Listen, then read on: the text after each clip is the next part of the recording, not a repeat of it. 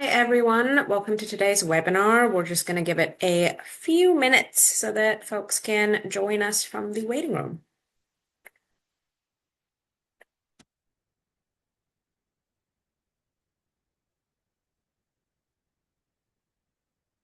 All right, welcome everyone to today's webinar. Let me get my screen up. Okay. Today's webinar will be on Act 129 updates and next steps for Pennsylvania households. Before we get started, I just want to quickly talk about the Housing Alliance of Pennsylvania. We are a statewide coalition working to increase access to safe, decent, and affordable homes for all Pennsylvanians. Become a member today. A lot of our webinars are free, like this one. But if you are a member, all of our webinars are free, and you can become a member by visiting housingalliancepa.org/become a member, or you can contact us at info@housingalliancepa.org for more information. A quick run of show/logistics. Today's webinar will run approximately for 60 minutes, and that includes time for question and answer. We encourage you to leave questions to our incredible group of speakers today. So if you want to ask the presenters a question, please go ahead and leave it in the Q&A box. You will find that on the bottom of your screen. The chat function is to ask the Housing Alliance staff logistical questions about the webinar and to introduce yourself. So please go ahead, tell us, introduce yourself in the chat and tell us where you're calling in from. Once again, use the Q&A function for questions to the presenters. We will email you a recording of this presentation and any associated materials in approximately 1 week's time. We also do webinars every month on housing related topics, so please check our events page for more information and to stay up to date. The QR code on the screen will take you to our events page. Okay, let's talk a little bit about today's webinar. We are all feeling the pain of rising electricity bills this year, particularly with the very long winter that we've had. But the rising costs most disproportionately impacts low-income households. As families today spend more and more of their income on housing and related costs like rent and utilities, they are forced to make sacrifices on everyday needs like medicine, like food, childcare, like turning on the heat in the winter, and so on. Energy efficiency is not just about saving energy, it is very much about affordability. It is about creating safer, more resilient, affordable housing for the people that need it the most. And with that, let's get started with today's webinar. It is a part 2 of a webinar that we did in January where the panel provided an overview of Act 129 and discussed its importance. In this follow-up session, we will be revisiting some of those basics. We'll be sharing what we accomplished as participants in the most recent public engagement period and discuss what comes next as the new utility programs get ready to roll out. A big thank you to our presenters, Levi Phillips from Pope and Jack Stucker and Blaine Seekine from Regional Housing Legal Services for being with us here today and for sharing their expertise with our audience. Please make sure to leave questions for all our speakers. And with that, I am going to hand it over to Jack. Well, thank you so much. And I want to, extend thanks to Housing Alliance for hosting this webinar and providing this forum both now and for the previous webinar that we hosted as we were preparing to submit comments. It really is great to have the support of the network here to be able to have these conversations. So thank you. I'll start with just a little bit of background for folks who don't know who Regional Housing Legal Services is. We are a statewide nonprofit legal aid organization that's mission driven to work alongside communities to expand access to safe and affordable homes. The core of our legal services are representing nonprofit developers and community organizations working in their communities to develop, preserve, and protect affordable housing, but we also engage in policy initiatives to support a landscape which it promotes that type of development. The Pennsylvania Utility Law Project is a statewide legal services project of Regional Housing Legal Services, whose mission driven to secure just and equitable access to utility services for Pennsylvanians experiencing poverty. I got a couple of background slides for them here. Chris provided an overview of the agenda for today. We're going to start with some level setting, a background on what is Act 129, but not getting too into the weeds, assuming a fair amount of prior knowledge of the group here. But there's some great information in the slides to follow up on. Level set on where we are in the Phase 5 timeline. Um, and provide an overview of the comments that were submitted to the Phase 5 plan. So in the previous webinar that Chris mentioned, we discussed what those comments would look like, and Regional Housing sort of led the drafting and had 36 sign-on organizations for those comments. So we'll overview what was said there and pivot into what the outcomes were and some, I think, real pretty exciting successes in the Phase 5 outcomes, ending with some opportunities for ongoing engagement in the planning process and implementation process for Act 129. So I'm going to hand it off now to Levi to do some of our background level setting, and Blaine will walk us through the comments and we'll go from there. Thanks, Levi. Thanks, Jack, and thanks everyone for joining us. I want to give some overview of Act 129. I know many people learned about Act 129 in January. Some people might be new. It's also been a few months. Just a refresher, Act 129 is it's a 2008 law. It requires Pennsylvania's large electric utilities to create energy efficiency and conservation programs. Um, so the General Assembly recognized that electric companies are in the business of selling electricity. There's no natural incentive to sell less, but that there are substantial benefits to infrastructure, grid reliance, and chiefly affordability that come from energy efficiency. And so this law requires each large electric company to design a EE&C plan to provide measures to reduce energy usage for its customers.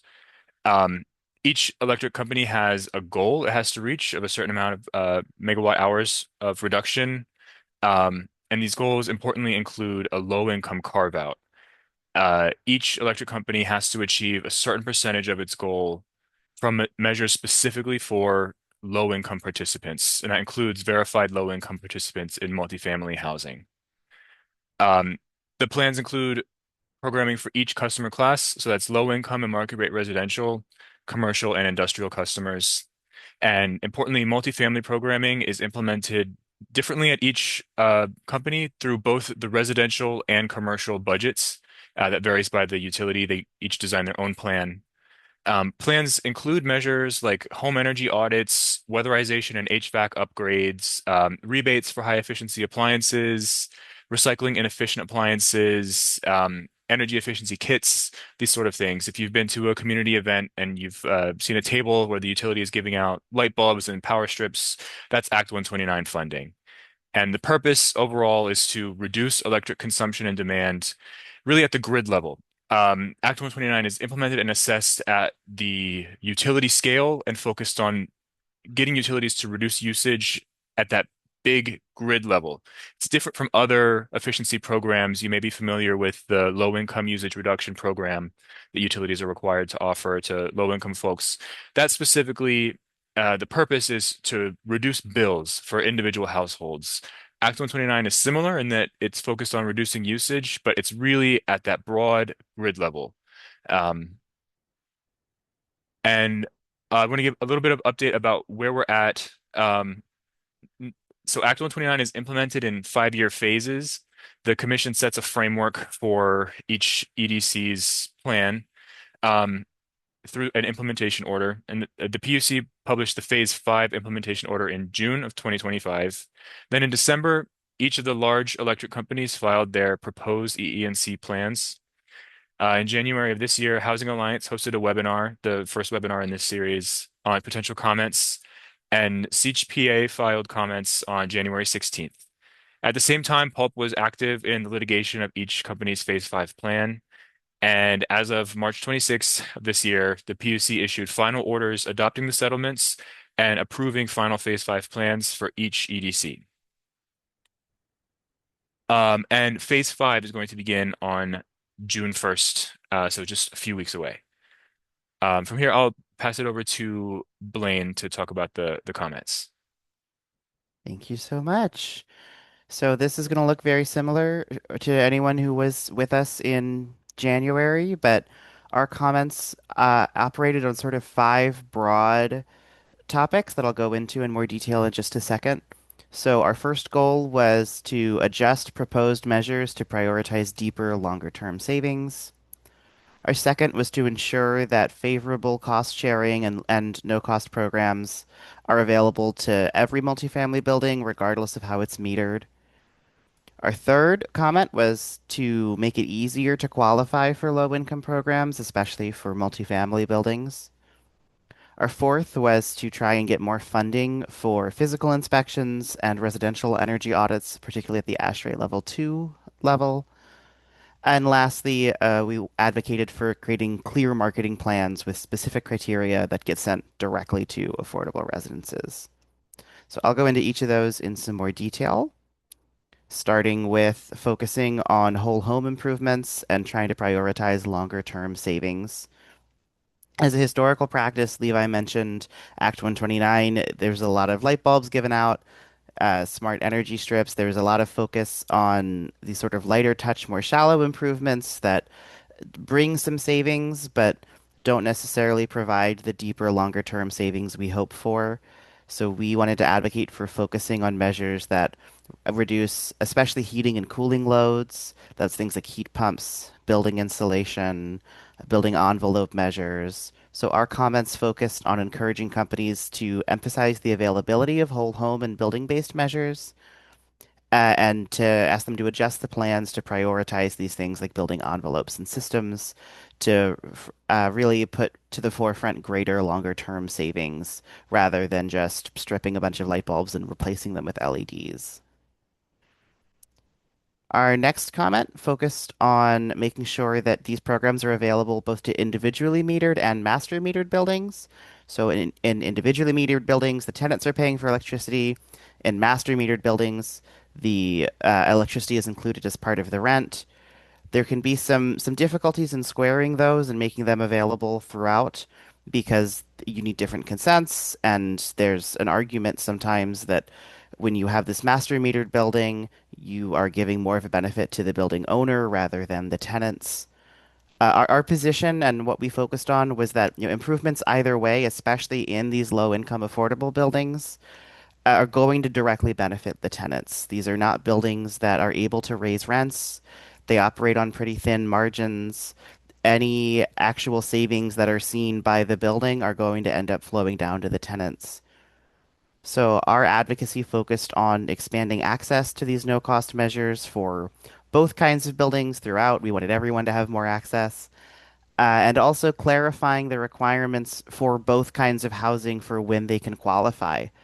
We wanted to have clear guidelines for who can reach out and when they can benefit from these low cost and cost sharing measures to try and get as many people as are eligible, as many people as eligible as possible, and as many eligible people to know that they can reach out and benefit from these programs. We also focused on making it easier for multifamily housing to qualify as low income or resource constrained. That's the same category, just use different wording between some of the companies. Act 129 sets a definition of low income at 150% of the federal poverty line. So in 2026, for an individual, that's about $24,000 a year. For a family of four, that's just under $50,000 a year. For a single family home, that's relatively easy to look at and see income and determine if they qualify. But in a multifamily home, in a multifamily building, it's not always clear. Does everybody have to qualify? Does a certain percentage of your tenants have to qualify? So two of our electric companies, First Energy and PPL, did not have a very clear standard. Duquesne had a 45% of the building standard. Pico had a 66% of the building standard. Our recommendations focused on one, clarity above a lot of other things, is making sure there is a number and people know what it is. Improving the process for determining it, what actual proof is required, are rent rolls enough, are attestations enough? And we also talked a lot about categorical eligibility for certain programs, many of these affordable programs are already running on funding sources that require tenants to be below certain income thresholds. And it was our position that it should be easier for some of those buildings to qualify because they already have done this proof. They already know that a certain number of their tenants are below certain thresholds. We wanted to advocate for more detailed energy audits, including physical inspections and ASHRAE Level 2 audits. Energy audits come at multiple levels. Your level 1 audits are usually your sort of more walkthrough and pointing things out that can be changed. As you get into the higher levels, you're talking more about the deeper savings that are needed, more thorough reviews of current energy levels and what can change. These are great for identifying sources of need. Essentially, they are also required by certain pending energy programs, especially here and her under the IRA. Company plans diverged a lot on the funding availability for these assessments, which is really important because these are not cheap. They can be really expensive upfront, and while they can identify a lot of savings, it can be a barrier to get them because they are very expensive. And so we wanted to advocate for more of that risk and that cost going to the electric companies because they're better able to benefit from it, and it identifies more that they can do with this Act 129 funding. So we recommended they create a process for approving payment of detailed energy audits when a building is eligible. Obviously, not every building is going to be a good fit for that kind of upfront cost, but there are certainly some buildings with high electrical loads that will really benefit from it. And we emphasize the rationale that paying for these will result in increased savings because they identify additional measures and support for company investment that might not otherwise be identified that can really bring benefit to these buildings. Lastly, we focused on marketing plans with clear rules and criteria. When we reached out to folks, one of the things we heard was that they often didn't know that these programs existed. They maybe didn't know that they existed in the depth or in the amounts that they did. There hasn't been a strong historical marketing practice. There's a lot of things buried in websites or relationship-based outreach.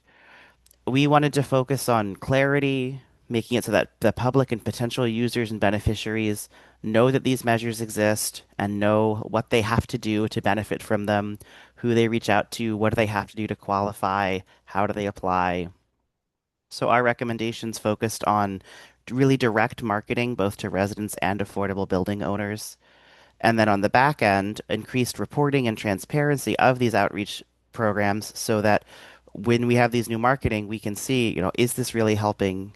Are there other things that we should be recommending or advocating for in the future that are going to provide a better benefit and more access to people who aren't historically having it? That, in a nutshell, is our 5 comments. We went into certainly a lot more detail in our actual paper and our prior webinar, but I'm going to turn it back to Levi now because he's going to be able to talk about where this went and our wins we got from this. All right. Thank you, Blaine. Yeah, so I want to give an overview of the outcome of phase five and how all of this advocacy has culminated into some pretty exciting improvements to the plans going into phase five. This is an overview of across the state, and then I'll talk about each of the electric companies and some more specifics of the outcomes. In general, there was a shift in budgets and savings targets from the light touch measures Blaine was talking about toward deeper measures. So this was either a reduction in the amount of things like light bulbs and behavioral programming, and a increase on the other side to HVAC, insulation, weatherization, that sort of long-term, deeper savings. There's also, importantly, all 4 electric companies now have health and safety remediation budgets built into their Act 129 plans.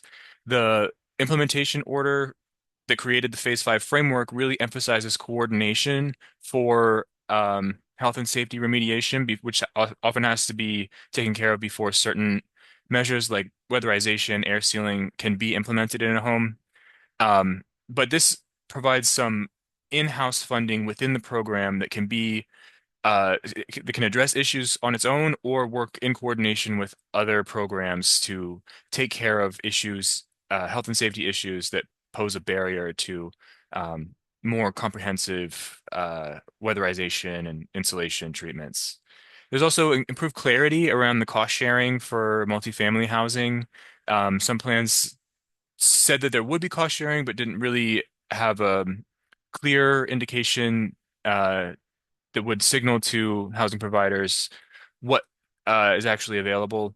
So there's more specifics within the plans. This includes co-funding of these ASHRAE Level 2 audits Blaine was talking about, which are required for the HER and HERE programs that will be implemented by Department of Environmental Protection. There's simplified eligibility rules for multifamily housing and for low-income programming, and each electric company has committed to ongoing collaboratives about cross-program coordination and will provide some opportunity for program implementers and participants to give ongoing feedback on phase five as it's being implemented and not just here at the outset, but really live, ongoing, iterative feedback and development of these of the phase five programming. Hey, Levi, we have a question of what are the here and her programs? So just since it might come up a couple of times, I wanted to just answer that now before we get to the Q&A portion. Those are both the her program is the home electrification and appliance rebate program, and here is the home efficiency rebate program. And they are Inflation Reduction Act funded programs that are still pending being launched. So we're laying some of this groundwork in anticipation of those programs rolling out. They're both focused on increasing energy efficiency in homes, including multifamily properties, and have a little bit of a different focus, but wanted to provide that context. Thanks, Jack. Importantly, for phase five, the commission has required that each EDC's plan provides for co-funding these audits to facilitate braided funding, stacked funding between Act 129 and her and here when they become available. So each plan has um, parameters and cost sharing description of um, plans to co-fund these higher level audits with the goal of facilitating integrated co-funded work to coordinate and make greater advantage of the money available through both programs. All right. So I wanted to show everybody, because I know many participants here were involved in preparing the comments. This is a screenshot from one of the four EDCs, the final order approving the plans for one of the EDCs. And here the commission is highlighting the comments that this group submitted. And I just wanted to show you how the work you do preparing comments and giving your expertise and experience with implementing these programs and providing recommendations, how that helps to form the framework and the lens through which the commission ultimately evaluates and makes its decision whether to approve or deny aspects of a plan.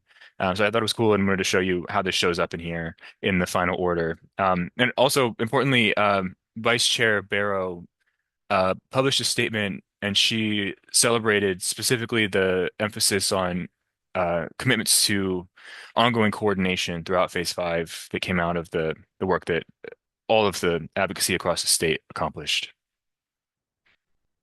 So I'll move on to a sort of company by company overview of outcomes, specific outcomes, starting with Duquesne. Duquesne Light is largely in Pittsburgh in the west of the state. So there was a reduction in behavioral programming by 40%. The targeted savings in the plan has come from 4,200 megawatt hours to 2,500 megawatt hours. This is important because each EDC has to meet, like I said earlier, they have to meet their overall goal and they have to meet their low income carve out. They have to get a certain amount of savings from the low income sector. And the less that carve out is filled by light touch measures, the more it can be filled by more permanent, durable, deeper saving measures. So this is a big win in the sense that Um, More of the carve out is going to be focused on serving low income customers with durable measures. DLC's plan, as it was originally filed, targeted over 20% of low income savings to come from deep measures, which is more than any other EDC.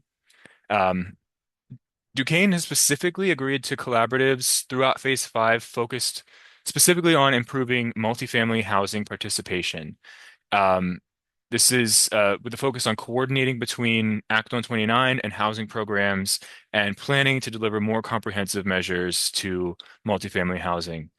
This also includes, on the later end, a meeting in advance of Phase 6 to meet with multifamily housing providers um, to get feedback on how the phase has gone and prepare for Phase 6, looking forward to the future. So this is really one of those important aspects of the work of designing the plans is not just happening up front here. There's a lot of it happening now, but that it's ongoing and will continue throughout the phase through these collaboratives. Um, DLC's plan also they are bringing back what they call their public agency partnership program. This is a government and nonprofit partnership, and it specifically includes partnering with public housing authorities to provide energy efficiency and conservation services to public housing. Um, Duquesne is, as is required by the commission's order, co-funding ASHRAE Level 2 audits for her and here, those IRA-funded programs.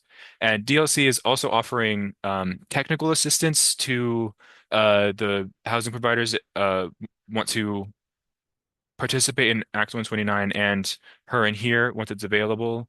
Um, it'll be support with identifying eligibility, figuring out documents, preparing and submitting applications, really sort of facilitating the process of accomplishing um, deeper coordinated funding for larger scale projects that are possible through stacking funding from multiple programs.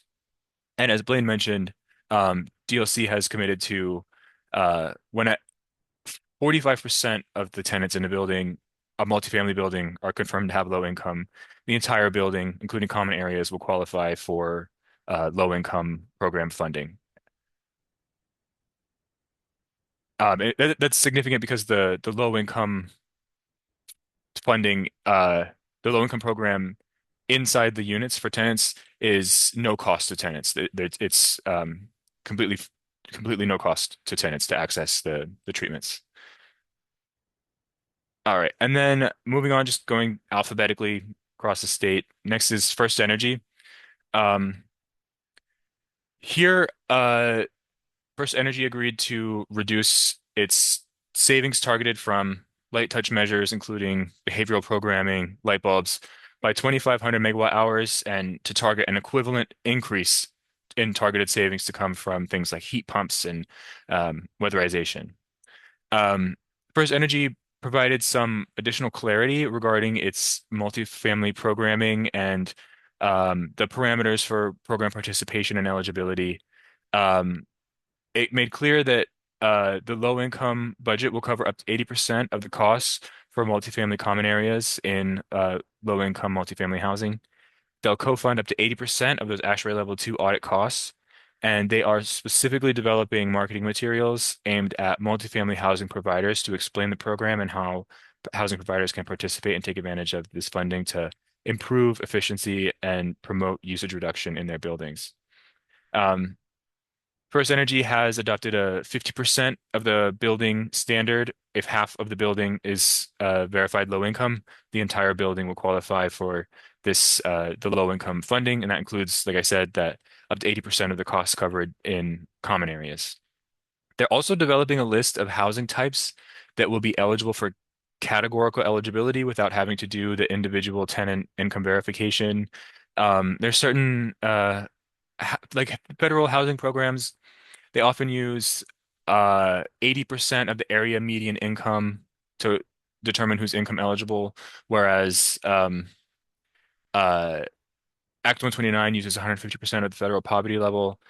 There's going to be a lot of instances where that matches up, or all of the tenants in a building will fall under the 150%. It's just about going to take some time to screen and identify which housing buildings and what types and which areas are actually just cleanly fit into that without requiring individual income verification. They're also looking into providing measures to tenants who were not able to secure landlord approval to participate in more fuller Act 129 energy efficiency work. Tenants have to get landlord approval and document that their landlord agrees to let uh, the utility perform certain work that is more structural or building envelope. But First Energy is looking into expanding if a tenant's landlord is not forthcoming with approval, at least providing some other things that fall within the tenant's capacity to control.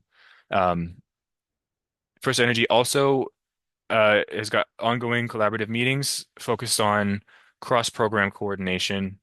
Um, and one thing that I saw in First Energy's plan I thought would be relevant to at least some members of this group is a new construction component in the low income program that is supporting energy efficient, the construction of new energy efficient low income housing.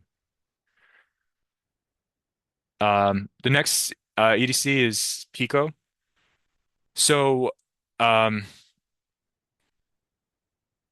in the first comment that the coalition put together asking for the reduction to sort of lighter touch measures, PICO agreed to count no savings from low income participation in its behavioral programming toward its low income carve out. So that means that low income customers will still eligible to participate in the behavioral programming, but the savings that are generated from that will not count toward the carve out. And that means, like I said earlier, more of that carve out will be met by more durable measures. PICO also increased its funding for comprehensive measures for low income participants by 2 million. And it also clarified its definition of comprehensive to match the definition that the PUC uses. It's more focused on um, these like HVAC and insulation and appliance measures, deeper, more durable um, changes. They offer an appliance recycling program, and for their low-income participants, they agreed to facilitate when somebody connects with the utility by participating in the appliance recycling to facilitate getting them scheduled for an in-home audit and those more expansive measures in the home beyond just the appliance recycling to take advantage of that point of contact and try to facilitate deeper participation. Pico made a lot of commitments about cross-program coordination. Some of them are uh, pretty substantial, like hiring a coordination lead to help facilitate coordination between PICO's Act 129, its other internal programs, and with external partners and other program implementers. They're developing a coordination framework to guide how Act 129 will be incorporated and coordinated with other external programmings, other programs, and they're committed to ongoing coordination, collaborative meetings like the other EDCs. They also are collecting and reporting specific data about multifamily housing participation while implementing Phase 5. It's a breakdown of the savings and participation by each energy efficiency measure, by the program that was funded by, and the income segment of the participants. And that'll be really helpful for evaluating and course correcting and improving multifamily um, program implementation throughout the phase and also looking forward in the future to Phase 6. Um, in its final order approving PICO's plan, the commission required that PICO make a revision to include funding for heat pumps and heat pump water heaters for any of those HERE IRA co-funded projects with the ASHRAE Level 2 audit. And as Blaine mentioned, PICO's standard for applying eligibility to an entire low-income multifamily building is when 66% of those residents are verified to have low income. So the last of the four EDCs is PP&L. Um, they've increased the budget for deeper savings measures by $1.5 million for their low-income program, and they've removed the student education component from the low-income program. So this is important. It doesn't mean that low-income students cannot participate in the school student education program. It just means that their participation is not counted toward that low-income carve-out. And the theme we've been saying is the less of these lighter touch measures are filling up the low income carve out, the more durable measures fill up the carve out. They also, like Pico, have a commitment to following up with low income participants in appliance recycling to encourage participating in other um, EE&C program offerings, such as the in-home audit. They've got commitment to ongoing meetings for cross-program coordination, and they have pretty specific terms for co-funding these ASHRAE Level 2 audits. They're projecting to do up to 10 buildings at up to $75,000 of co-funding each. One interesting component of PPL's plan is they're going to offer landlord incentives, which would just be direct incentives to landlords to try to facilitate getting consent for multifamily projects. That landlord consent can sometimes be a really substantial barrier to delivering um, efficiency measures to multifamily housing and tenant housing. And this is a new idea to try to overcome that.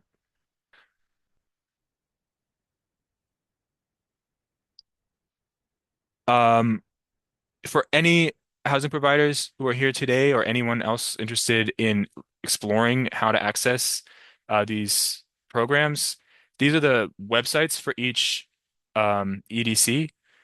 Each page should have a link to the multifamily participation. It's different from these websites are different from the regular websites, like you would go on to pay a bill.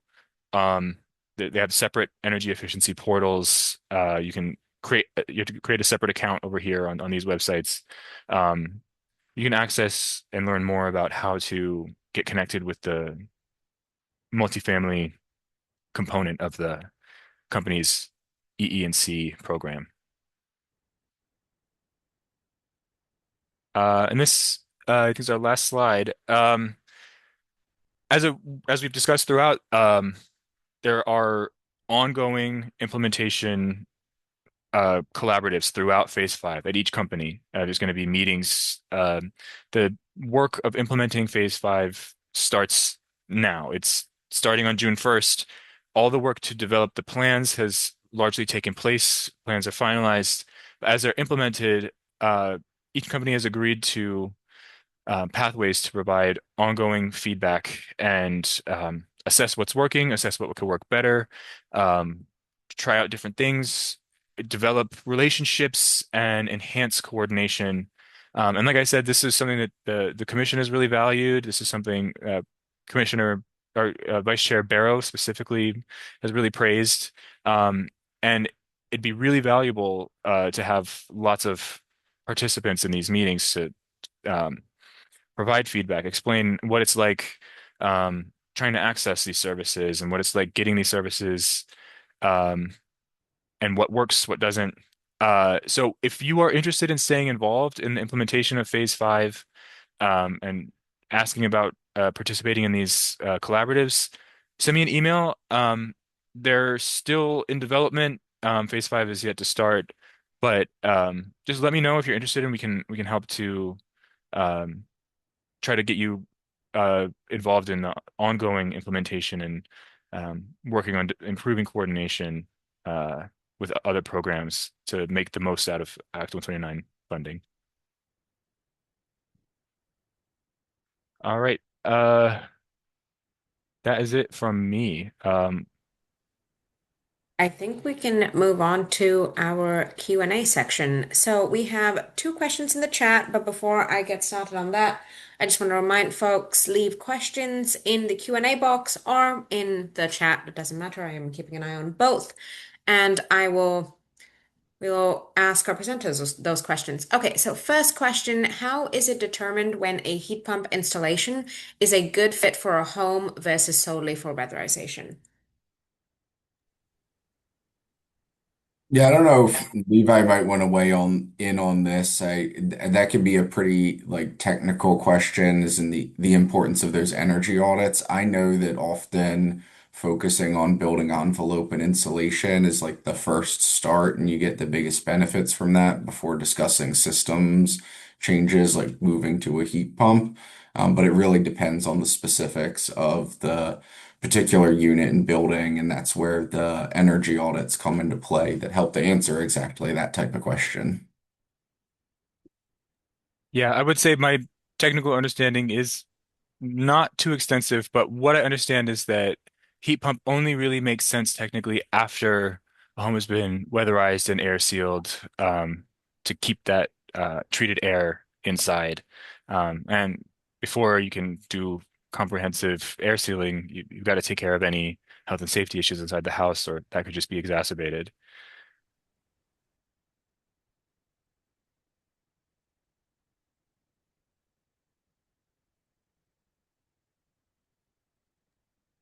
Chris, you're muted You're on if mute, that was to Chris. us. I did a whole thing. But everyone, I have dropped the presenters' emails in the chat so that you can get in touch with them if you have any questions.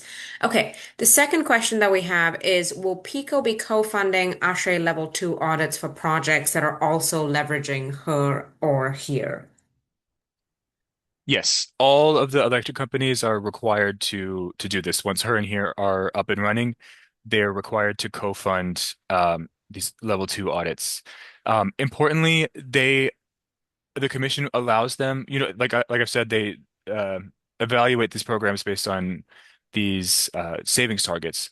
And when the EDC co-funds an ASHRAE Level 2 audit, they're allowed to claim all the savings that come from the measures installed from that after that audit, so long as they provide at least some installation beyond just the audit. So um, they have some incentive to co-fund, well, they're required to, and they have some incentive to uh, co-fund these audits and then deliver some measures alongside her and here, which should the goal is to create, really comprehensive and complete as much as possible with braided stacked funding, more comprehensive projects.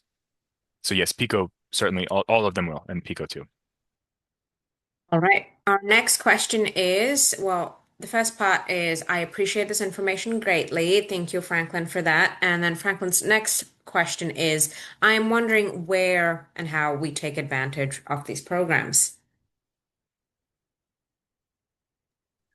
A good place to start is to check out the websites. There's a slide in the deck that has the link for each company, and they I think the websites are largely focused toward individual residences and residential customers, but if you click around, you can find the multifamily programming, commercial funding, and there's should also be contacts and ways to reach out. You can start with the website, see if there are phone numbers, get on the phone with them and ask and explain what type of building it is you're trying to get treated, and they can help to connect you with the right program coordinator to start assessing a project. We have another question, this time about solar. The question is, do homeowners converting to solar contribute to significant savings? Is solar a part of Act 129?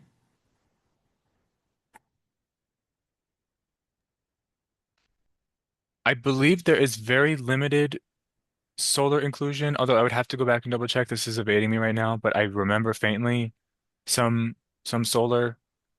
Um, I would have to double check and follow up with you though. Let me follow up. Right. We have a couple questions on her and here. When will they finally begin? When will they be up and running? That is the question. That is the question for us all. Yeah, that's the million-dollar question. We've been hearing for quite some time now that they're up and running. As far as I understand the procedural posture there, still awaiting some approval at the federal level of the programs that the state has built, so there's some uncertainty. I think we're still fingers crossed expecting rollouts starting this summer, though, was the at least the latest I heard, but I might have said the same thing last year, so. We have a question about landlord incentives and, any information that we might have on that. I want to just post that to the group. Is there anything we can share on landlord incentives?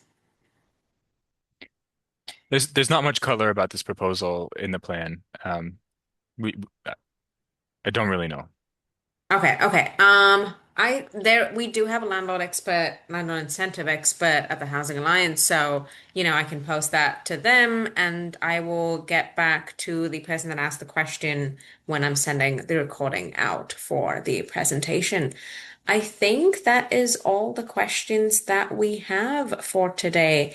Is there anything that our presenters want to add? If not, anything? No. I think this. Oh, go on, Jack.